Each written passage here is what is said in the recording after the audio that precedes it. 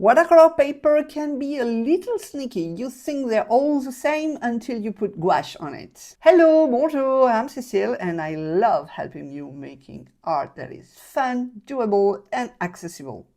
Today I'm painting the same puppy on 3 different watercolor papers, hot press, cold press and rough. And they behave very differently. Let's see that. I have 3 watercolor paper. The first one is hot press. It's very smooth. It's almost like satin finish. The second one is cold press. It has a bit of a texture to it. It's a bit rough. And the last one is rough. Actually, in French we call that torchon. It has really a lot of tooth. They all are 300 GSM. It's just a finish that is different. Let's paint the same flower on the 3 surfaces and see how the gouache behaves. I've made a drawing on each and I want to spray my paper and apply some green, very watery, and see how it behaves. So for the hot press, it's very smooth. You can really get something sliding on the paper and the water is fusing inside. Okay, move to the cold press now. And I will do the same. It's going less far inside. It's more difficult to move.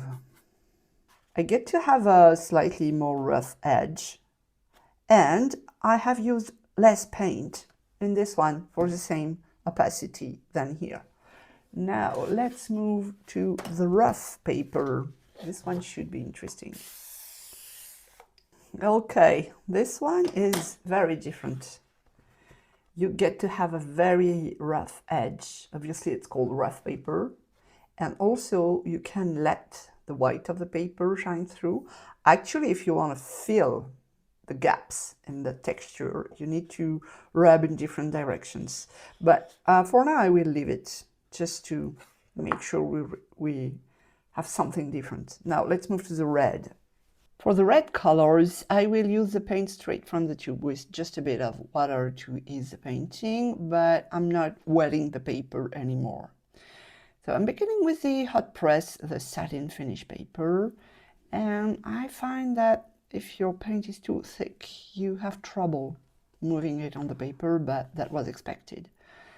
And then I'm adding different colors and trying different effects with bold brush strokes. I'm using a flat brush as usual, I would say. It's doing pretty well. Actually, hot press paper is the paper I use the most, so I'm not surprised here. Everything is going smooth. This is the kind of tips I have in my free PDF 60 gouache tips that you can download in the link in the description below. Now, move to the cold press. And I want to change also the way I paint. Earlier I began with the mid value, now I want to begin with the lighter value. It has nothing to do with the paper, just me trying to vary, because painting 3 times the same thing is pretty boring for me. But what I could do for you, you have no idea. Back to it. It's doing fine. It's a bit more difficult to pull the paint on the paper. It requires a bit more pressure on my brush and maybe a bit more water in my paint. This is something I thought would happen because the paper has more tooth. So obviously you need to fill the gaps with your paint. But all in all, everything is going well.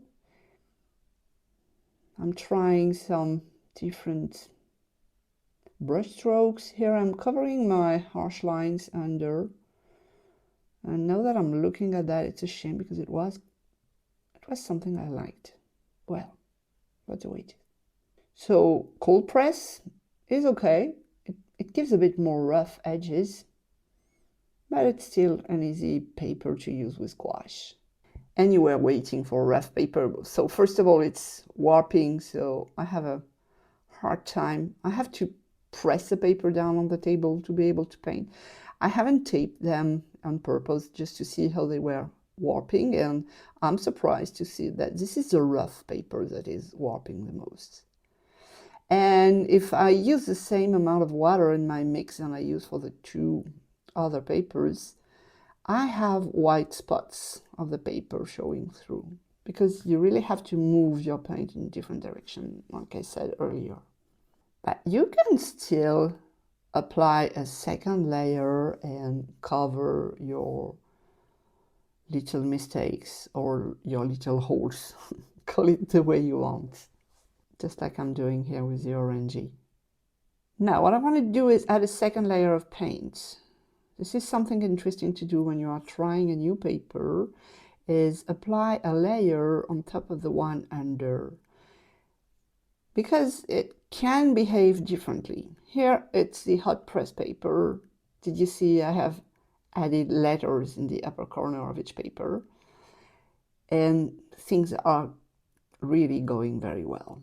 For the cold press, it's a bit more difficult. You cannot really tell on camera because I'm adding red on red, but I can feel it in my brush. It requires maybe something a bit more juicy on the second layer, I think.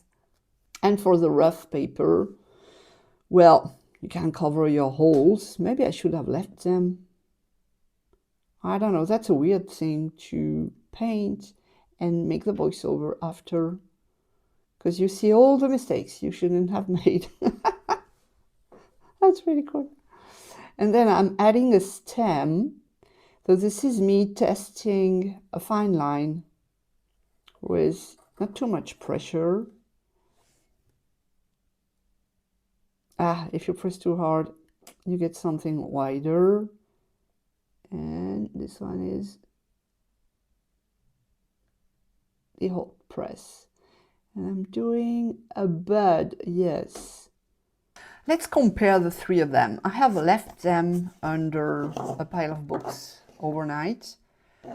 It's not completely flat, but if you want something really, really flat, you should tape it before painting. Well, I'm not really concerned about it. This is for the purpose of this video. Otherwise, I would paint inside of my sketchbook. So first observation, supposedly the same painting, but very different ones. But it's not the paper, it's just me. I have a hard time just painting the same thing 3 times. I'm not talking about the aesthetic or anything else like that. The first thing I want to talk about is the edges. I like to have rough edges, and you can achieve it on hot press. It's just controlling the amount of water in your brush, and of course on the other one as well. It's even more visible here. The rough paper has a very nice peek through of the background. I like that. I like the vibration it gives when you keep them. I have lost them here. Well, my bad. So which one should you pick? Well, it depends on your style. If you like something a bit loose with a bit of the background visible, you should go for the rough one. But not every detail would be easy to achieve on this one. If you are painting in a very detailed style, I would not advise this one. The cold press paper is kind of an in-between the satin and the rough. If you like to have a bit of tooth to your paper, that's interesting because you can still achieve nice layering. You see here in the background, I have not made it opaque completely so you can see. This one is a bit more flat, but this one has a bit more vibration, and this one has white peeking through. So the ideal would be to have the background with this one and the subject with this one. So I think cold press is the good in between. It has the best of both worlds. This one is perfect for very detailed paintings, and you really can control what you are doing, but it gives something a bit more flat. So there is no right or wrong answer. Ultimately, it depends on your painting style and also on what you have in your little art corner.